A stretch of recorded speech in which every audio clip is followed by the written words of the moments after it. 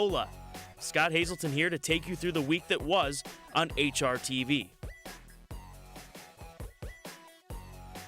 On Across the Board, trainer Bruce Headley talked about how he got his start in racing. Now, how did you make the transition from exercising horses to training?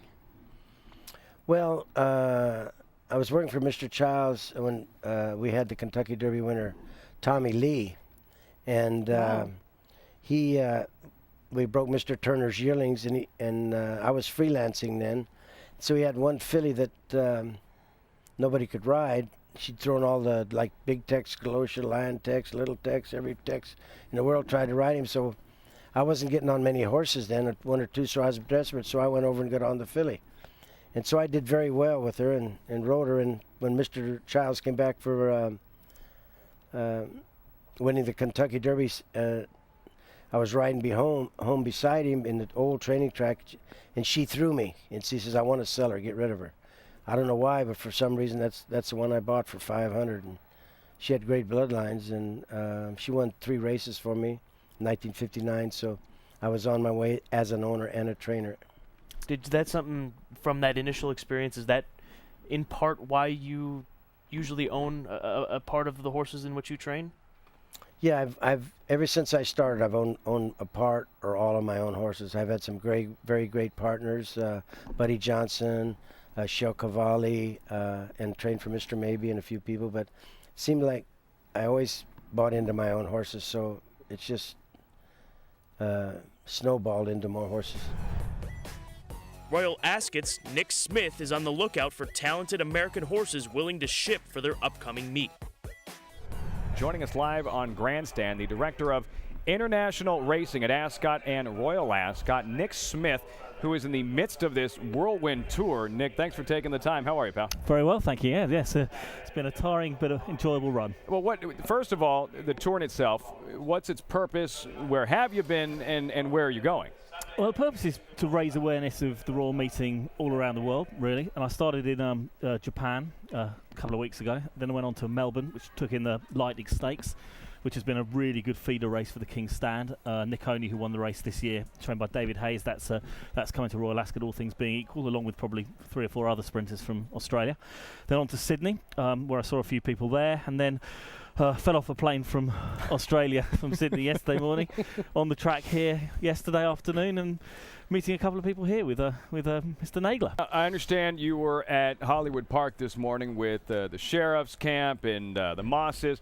And regarding the big mare Zenyatta, any luck in trying to lure her overseas? Oh, look, we'd love to. I mean, she'd be everybody in the world's #1 horse now. I mean, she really would. I mean, she has a fan club in the UK you wouldn't believe. I mean, the voting for Horse of the Year over there through the Racing Post, which is you obviously know is the daily racing paper in the UK, had an 80% vote for Zenyatta. Wow. I mean, fair enough. A lot of that is Breeders' Cup bias, and obviously our audience know much more about the Breeders' Cup than any of the races that Rachel Alexandra was setting records in herself. But we'd love to get her, but we're totally realistic. I mean, you know, she's probably stayed in training as much as anything else to set the record straight with Rachel Alexandra.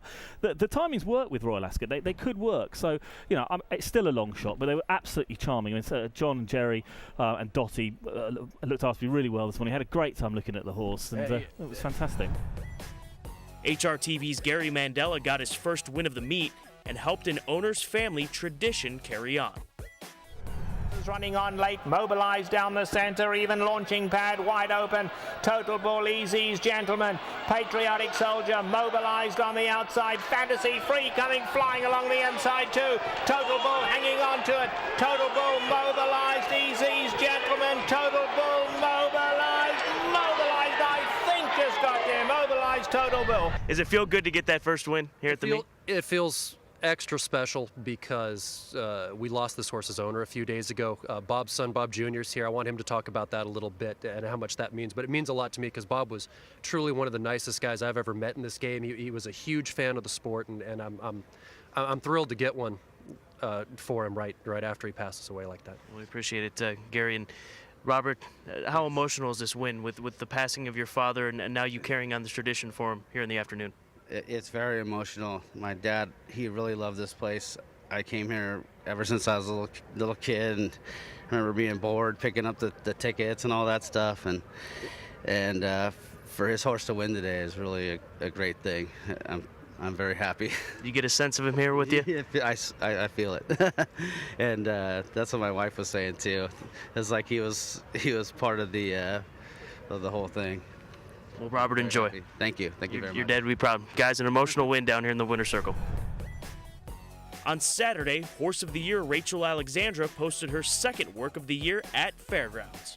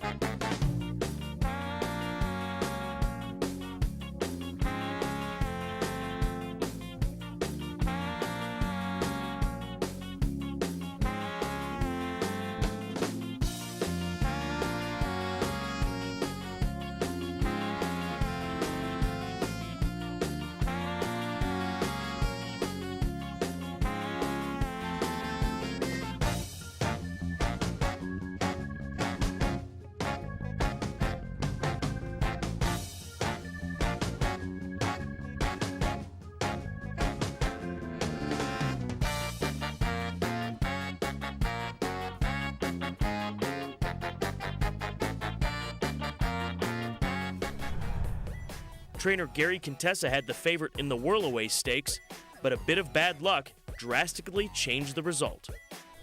Gary, Joanne Jones, Sean McCarthy with you. I'm sure you're as baffled as everybody that watched the race. Do you have any idea what happened in the Whirlaway today? Well, now we do. Okay. 2 hours ago, an hour and a half ago, we're not. I'm actually not quite certain.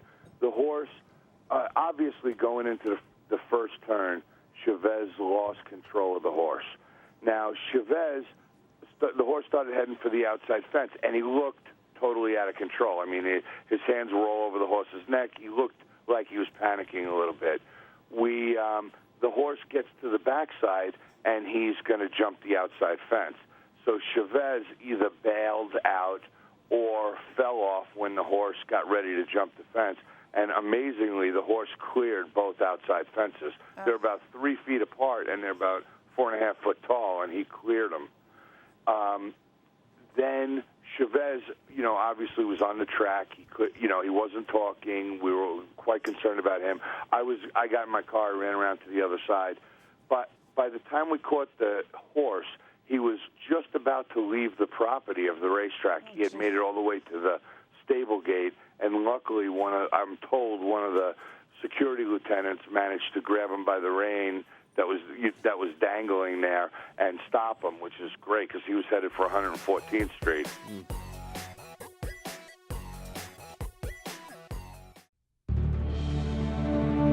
The day we landed Flight 1549 on the Hudson, people called me a hero. But I want you to meet someone who's a real hero to me. Her name is Aubrey. She's 9 years old, and she's a patient here at St. Jude Children's Research Hospital. Yep, I have ALL leukemia. It's a very aggressive cancer, but Aubrey shows us what true bravery is all about. Every day, thousands of children around the world depend on St. Jude's life-saving work.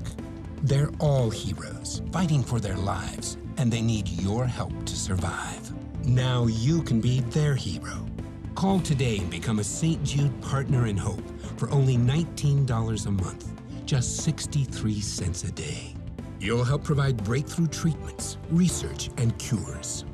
You'll give these children the hope they need, just when they need it the most. Call now and help save precious lives for only $19 a month. Every month you'll receive a photo and story of a child you're helping. You'll help keep Danny Thomas's promise that no child is ever turned away because of a family's inability to pay. You'll help fund new research and find new cures for children. Our research has helped more than triple the survival rate for childhood cancers. I support St. Jude, and I can assure you that the money you give is going to do something extraordinary. Save children's lives. Only 63 cents a day. $19 a month can make all the difference for a child like Aubrey. A tax-deductible gift of any size will go to work immediately. Your call today will help save thousands of children. Nothing could be more heroic than that. Please, call the number on your screen right now. St. Jude Children's Research Hospital. Finding cures. Saving children.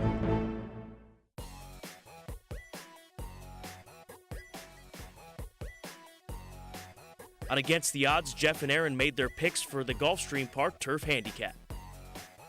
Take the points on Super Bowl weekend is a pretty good hunch play, but how many jurisdictions do you have to appear in court? Court Vision, 6 different racetrack in the last 6 starts. He's a traveling man, that's for sure, but he's down in Florida, and of course he ran very well in this very same race last year when he was third, beating 3/4 of a length, and he might be the one to beat this year.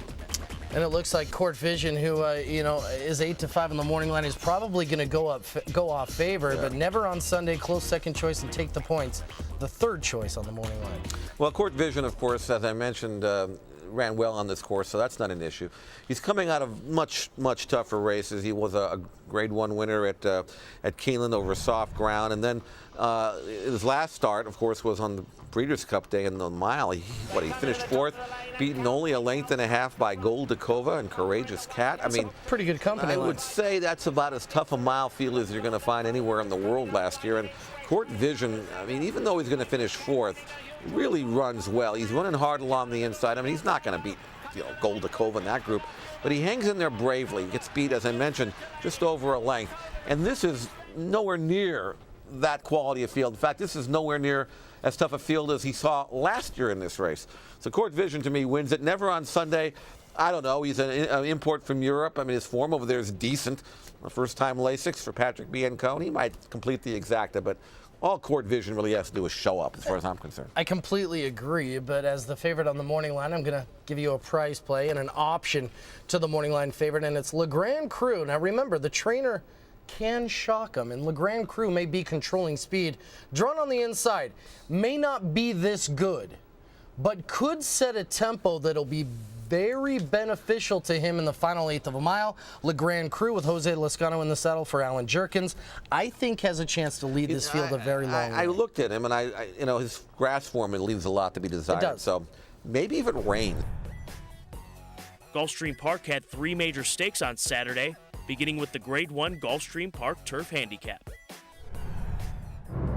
Court Vision, side by side, all the way down to the wire. Court Vision, Corellian, head-bobbing photo. And he's been training really good here. The Grand Cru, the winner of the Kelso by a length. Never on Sunday qui permet à Christophe Lemaire et Jean-Claude Rouget de faire le doublé dans les groupes 1 cet après-midi. At the wire, Take the Points wins the Jamaican narrowly. And Yates, Black Cat, and Kent DeSormo win it by 2.5.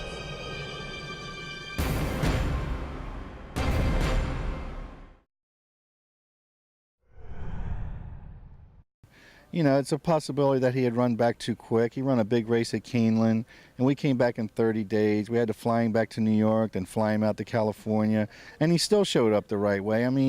The filly that wins that race is special, and it was a tough group, but he tried, and he come out of his race good. We freshened him up some, and he's been training really good here, so I can't wait to watch him run. He's coming into it well. He didn't really fire his best race in the Hollywood Derby, and we're not really sure why, so we've regrouped, and he's trained well for this. What would the ideal condition be on race day?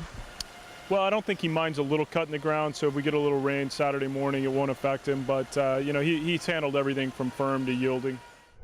Inside third, Court Vision now being asked for more run. Never on Sunday, circling up on the far outside and hesitated there at the top of the stretch, but he's coming on now. Le Grand Cru down to the 8th pole. Take the Points, Court Vision to the outside. Yates, Black Cat, Adagio far outside. Never on Sunday into the final 16th.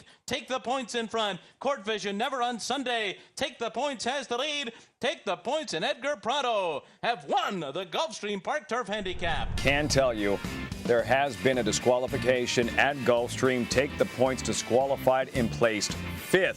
The winner now, Court Vision, the favorite. Not the way IEAH drew it up, but he gets the Grade 1 victory. 3-4-1-2. Court Vision over Never on Sunday. LeGrand Crew, Yates Black Cat. For interference with Yates Black Cat, the winner disqualified for Todd Pletcher.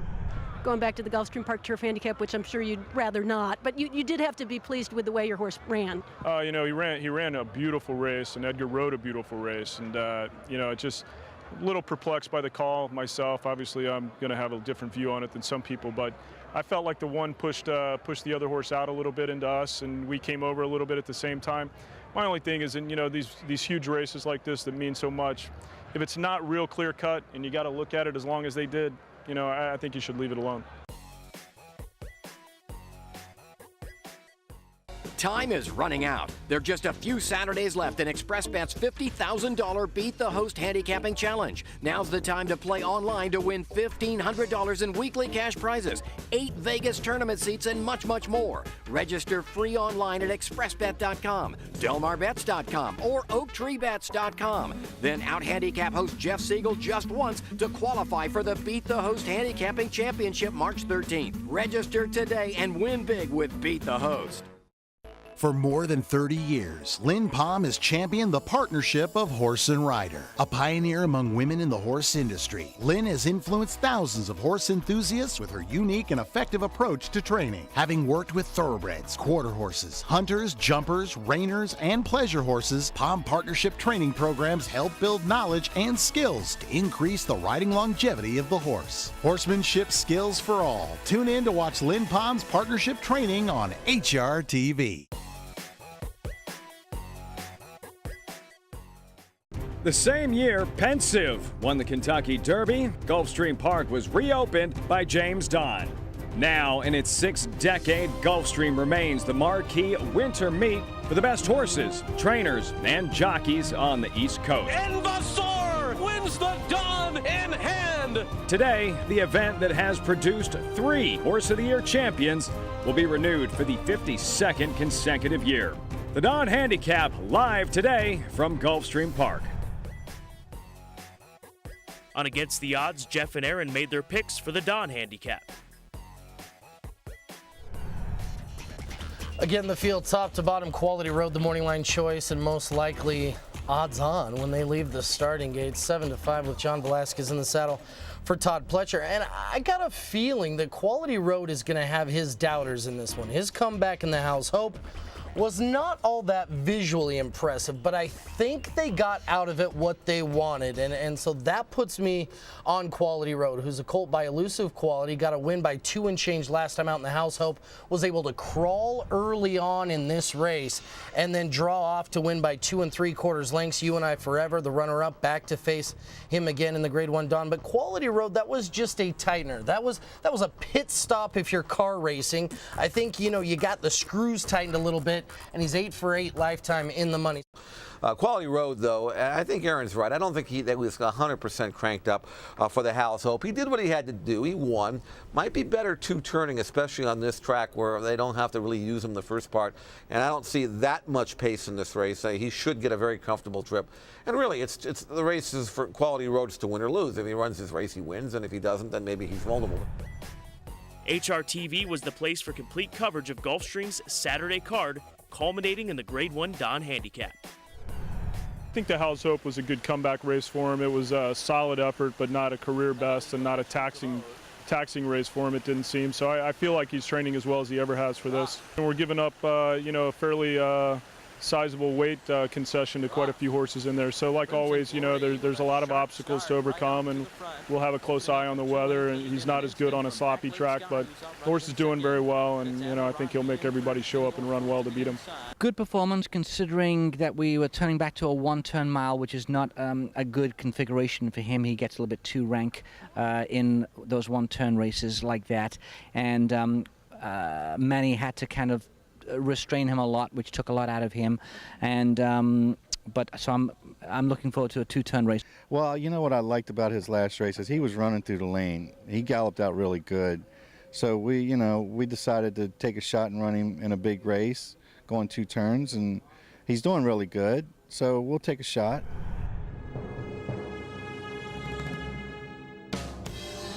This was the scene last year on Gulfstream's biggest stage. Here is a superstar. Quality Road wins it. And this was the scene last fall on one of racing's biggest stages. That's a dangerous situation as Quality Road is kicking and bucking and wants no part of that starting gate. A classic case of feast or famine with a flair for the dramatic. Quality Road returns a winner in the Amsterdam. Quality Road fights on with a furlong to go. The Belmont winner to catch. Quality Road is back, and he's won the Howell's Hope in style. Now a 4-year-old is Quality Road, ready to establish himself as the best older horse on the East Coast. The Dawn Handicap is next. He steps up and in. They're all in line. They're off in the Dawn, and Quality Road broke great. He goes right to the front and past the point, is sent along by Edgar Prado, past the point in front. Quality Road sitting in second position, letting past the point, make the pace. Quality Road is still right there in contention. John Velasquez has Quality Road right alongside now. And Quality Road draws up alongside of past the point with 3 furlongs to go. It's Quality Road by the 8th pole. He's opening up at will here. It's a 6-length lead. It's an 8-length lead. It's a 10-length lead. It's a 12-length lead. It's Quality Road. Oh, look at him go. Quality Road rolls home in the Dawn. In 1 minute, 47.49 seconds, he broke the track record today. And all anybody can say, John, is wow. Did it feel like that? Yes, it did. It did, all the way around. He broke so well, I want to let him go to that first turn, get in my position. I know the other horse had the speed, let him go, and I sat there.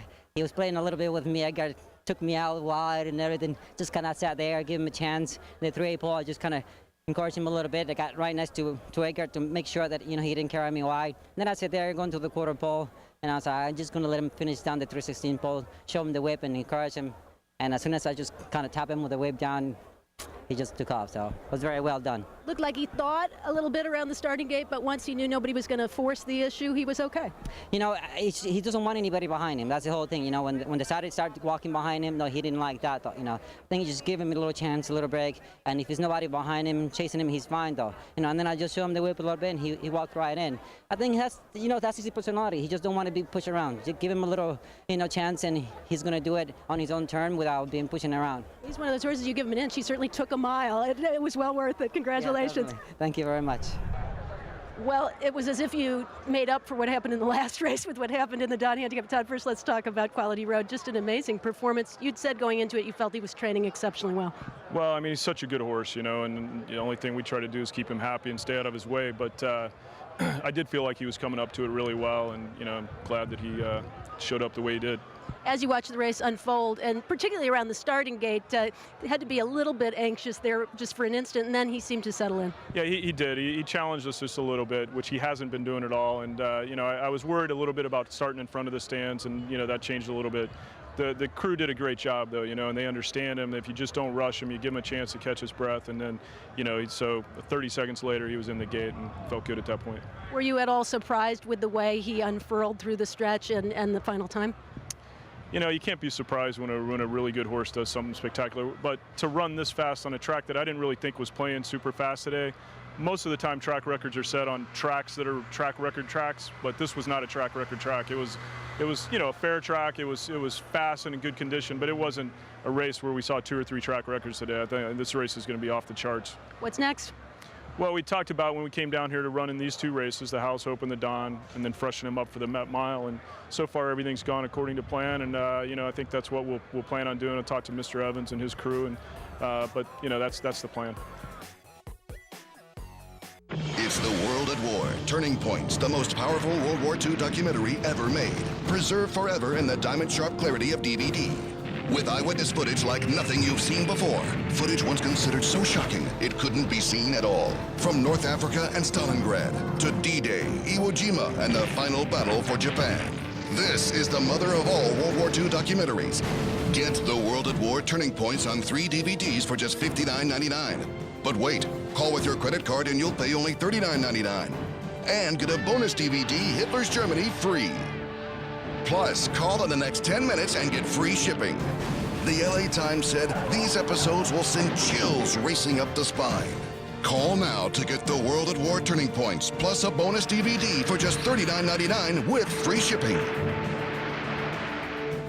Call 1-800-891-1254 to order World at War for $39.99 and receive free shipping when you call in the next 10 minutes with your credit card. Holly's discovered a secret that could help thousands of other catheter users. For years, I never realized how different catheter supplies really were. Like thousands of Liberator customers nationwide, Holly discovered the big difference Liberator makes with a wide range of personal services, unlike other catheter suppliers. Liberator Medical saves you money. Liberator contacted my doctor and made arrangements for me to try catheters that were easier to use, much more comfortable, all for free. And they helped me qualify for a new sterile catheter every time I needed one. No more reusing. We work with your doctor, insurance, and Medicare. We handle all the paperwork and billing. There's free shipping for little or no out-of-pocket costs. If you or someone you care for uses catheters, call today. See what makes Liberator so different and for little or no out-of-pocket costs. The minute you make the phone call, you're going to see the difference. Call 1-800-628-0861. 1-800-628-0861.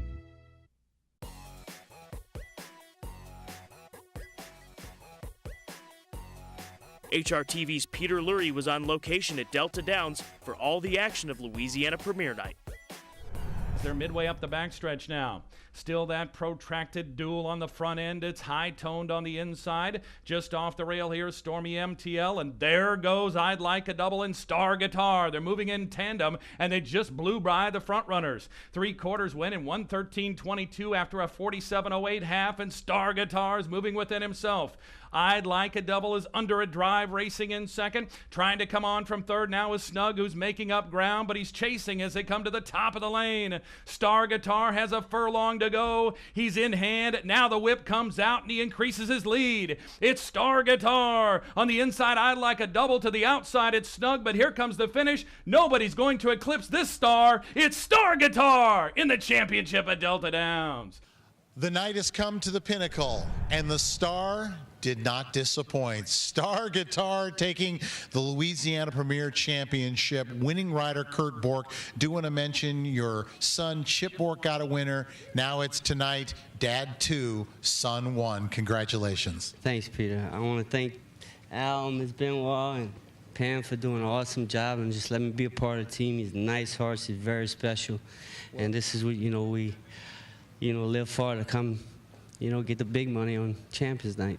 Take us through that race. He is such a good-looking horse. He looked like he was on his game before the saddle even got put on.